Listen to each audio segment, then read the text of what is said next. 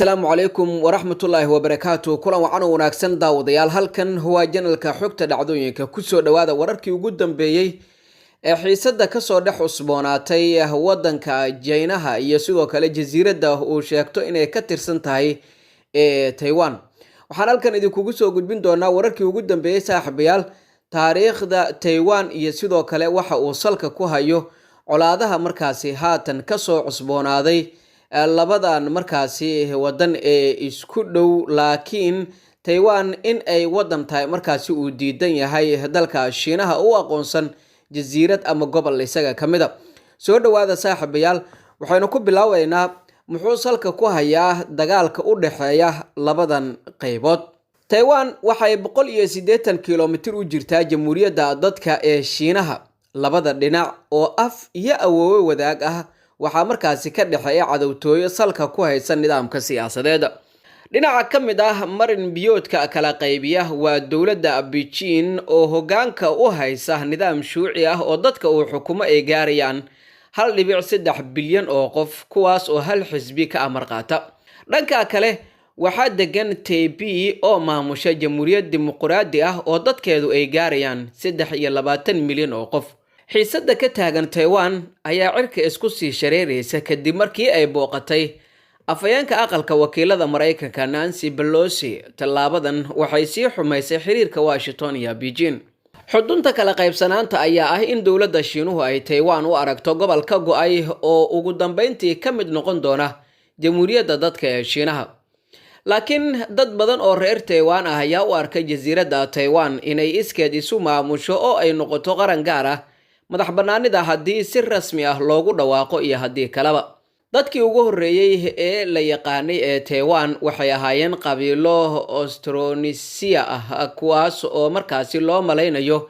inay ka yimaadeen koonfurta Shiinaha ee casriga ah jasiiraddu waxay u muuqataa in ay markii ugu horeysay ka soo muuqatay diiwaanada Shiinaha markii boqor qarniyo hore talinayay uu u diray ciidan sahmiye aaga waa arrin markaasi ay Beijing u isticmaasho taageerida sheegashadeeda dhuleed kadib muddo kooban oo ah gumaysigii Netherland 1624 ilaa 1661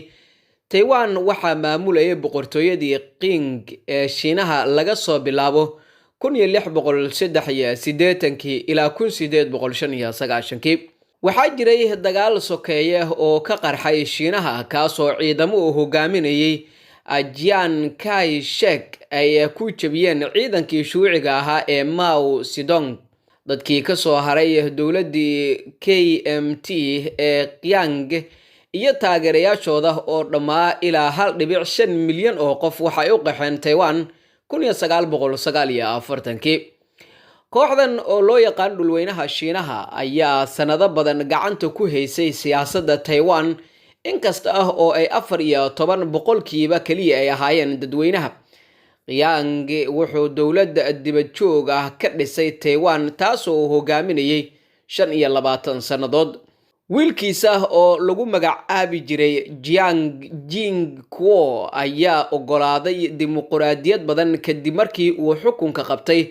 waxaana markaasi uu iska caabin kala kulmay dadka deegaanka oo ka carooday xukunkii kale taliska ahaa waxaana uu cadaadis kala kulmay dhaqdhaqaaq dimuqraadiyadeed oo sii kordhaya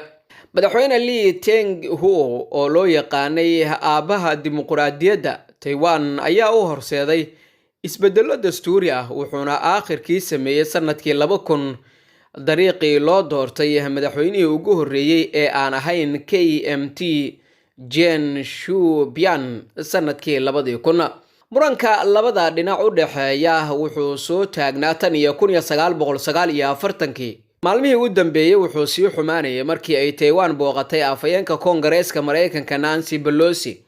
Taiwan waxaa laga hortaagan yahay in ay yimaadaan hay'ado caalami ah taasoo maqaamkeeda aan la cayimin uu ku xadidayo in ay hesho aqoonsi caalami ah waxaa jira khilaaf iyo jahwareer ku saabsan waxa ay tahay Taiwan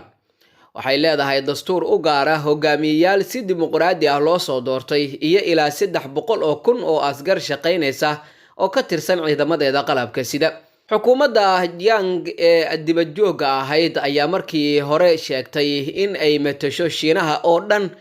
taasoo ay ugu tala gashay in ay dib u qabsato waxay ku fasirtay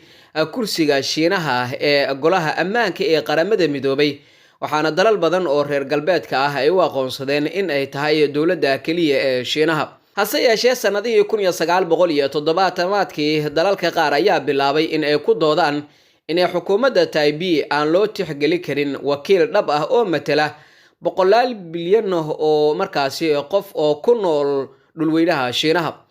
kadib 1971kii qaramada midoobay waxay u bedeshay aqoonsi diblomaasiyadeed oo ay siisay Beijing, halka banaanka loo tuuray dowladii xilligaasi ka talinaysay Taiwan. sanadkii 1978kii Shiinuhu wuxuu kaloo bilaabay in uu furo dhaqaalihiisa isagoo aqoonsan furashada ganacsiga iyo baahida loo qabo horumarinta xiriirka. Mareykanku wuxuu si rasmi ah xiriir diblomaasiyad ula sameystay Beijing 1979kii. waxay markaasi ka dambeeyay tirada dalalka aqoonsan xukuumaddii Taipei si diblomaasiyadeed ayay hoos uga dhaceen, waxayna markaasi noqdeen ilaa 15 dal. hadda inkastoo ay leedahay dhammaan astaamaha dowlad madax bannaan iyo nidaam siyaasadeed oo ka duwan Shiinaha, heerka sharci ee Taiwan weli ma cadda. dhinaca kale, madaxweynaha Mareykanka Joe Biden ayaa sheegay in isaga iyo dhigiisa Shiinaha Xi Jinping ay ku heshiiyeen in ay u hoggaansamaan heshiiska Taiwan. Mr. Biden wuxuu u muuqday in uu tix raacayo siyaasadii Washington ay ahayd in kaliya ay jirto hal China, taasoo uu ku aqoonsaday Shiinaha kuna qaadacay Taiwan. si kastaba ha ahaatee, heshiiskan ayaa sidoo kale u ogolaanaya Washington in ay sii wado xiriir aan rasmi ahayn oo ay la leedahay Taiwan. ku dhawaaqista ayaa imaanaysa iyadoo ay sii kordhayso xiisadda u dhaxaysa Taiwan iyo Beijing. Shiinaha ayaa 4 maalmood oo xiriir ah u diray aagga difaaca hawada ee Taiwan, tiradii ugu badneed oo diyaaradaha dagaalka ah, taasoo falanqeeyayaasha qaarkood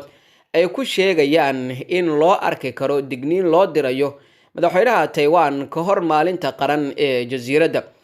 Taiwan waxay leedahay dastuur u gaar ah, military iyo sidoo kale hogaamiyeyaal si dimuqraadi ah loo soo doortay, waxayna si isu aragtaa in ay markaasi tahay dowlad ka madax bannaan Shiinaha intiisa kale. Beijing si kastaba ha ahaatee waxa ay markaasi u aragtaa Taiwan in ay tahay gobol ka go'ay, amarna meesha markaasi ka saari mayso in ay suurtagal tahay in xoog loo adeegsado si looga gaaro midaynta jasiiradda. wasaaradda difaaca ee Jamhuuriyadda Taiwan ayaa shaacisay in 30 diyaaradood oo Shiinuhu leeyahay oo 3 meelood 2 meelood yihiin kuwa dagaalka ay galeen dhanka koonfur galbeed ee aagga difaaca hawada Taiwan. wasaaradda gaashaandhigga ee Taiwan ayaa sheegtay in ay diyaarisay gantaalada difaaca hawada si ay ugu jawaabto daandaansiga Shiinaha.